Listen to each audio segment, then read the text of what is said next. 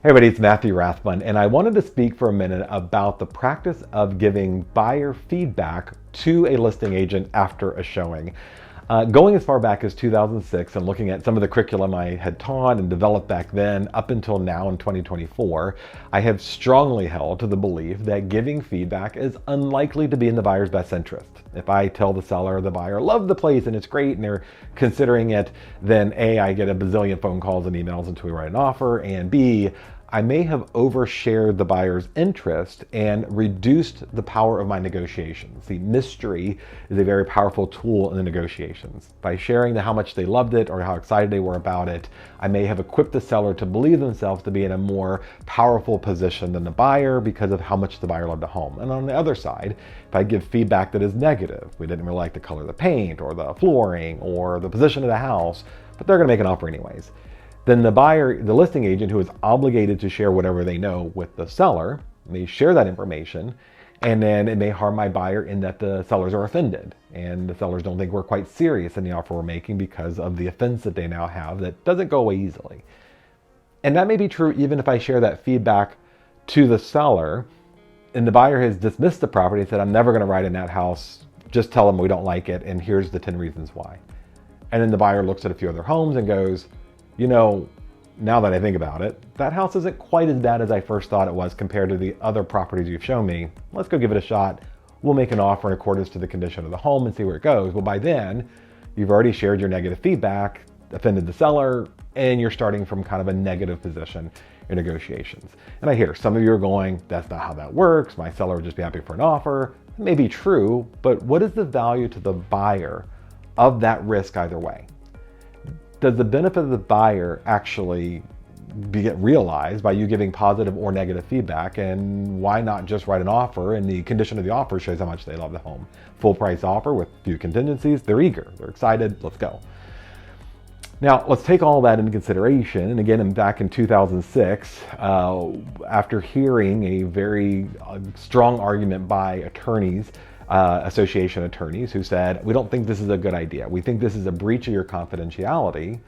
I started asking the buyer. And so my buyer feedback form, so every buyer who sees a house, I gave them a piece of paper where they could put their notes. And at the bottom, the buyer feedback form said, do you consent, if requested, to me sharing our opinion of the property to the listing agent?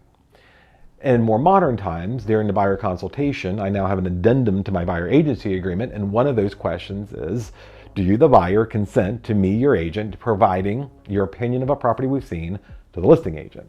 Every single buyer, with very little prompting, that I've ever asked that question to has said, no, we don't want you to share our opinion about that property to the seller. And they just check no on the box or the buyer agency addendum that I use. My question to you is then, if the buyer, when asked about whether or not it's okay to share their opinion, says no, why do we feel like we are okay to give that opinion to the seller? They're not entitled to it. There's no regulatory or even professional obligation to do it. And as much as agents like to assert how beneficial it is, I'll be quite honest, on the listing side, it is my job as a listing agent to establish how the house needs to be presented and it needs to be priced accordingly. It's my job to help the sellers navigate to a reasonable market value and the best presentation possible for the home. I don't need anybody's help for that if I'm a good, trained, educated, and competent agent. The feedback could actually be very misleading. A, you don't know whether that buyer agent is qualified to give the feedback. They maybe the first day on their job, or they've been doing this for so long that they still think that the color schemes and design of homes in the 1990s is fresh and cool, and that's what every home should look like. I really have no idea. They could also be giving negative feedback that could be misleading in case their buyer wants to make a lowball offer and establish that the house isn't as valuable as you think it is, so my buyers therefore are not making a good offer. I really don't know the motivation or competency of the buyer agent, therefore their opinion has very little value to me or my seller, and I coach my seller that. Now, that doesn't mean as a listing agent I'm still not going to keep asking for the feedback, because my obligation as a listing agent is to solicit the feedback even if I don't necessarily think it's all that valuable. It is not my job to ensure the buyer agent is holding in confidence the thing the buyer client has told them. And the one last thing I'll address in this is a question I get all the time. Well, what if I, the listing agent or the buyer agent, just give my opinion, not my buyer's? The whole definition of agency is that you are working on behalf of your client and as if you were walking in their shoes. So in other words, your opinion could be just as damaging to a buyer, whether you have said something negative or positive about the home in the long run. And again, if you have any experience in this business, you have a number of times worked with a buyer who said, I don't like that house, we're never gonna write on it, and then winds up buying the house 60 days later. It happens too frequently for me to believe that I can be dismissive of a property, give negative feedback, and think there's no reasonable obligation or opportunity for that feedback to harm my clients.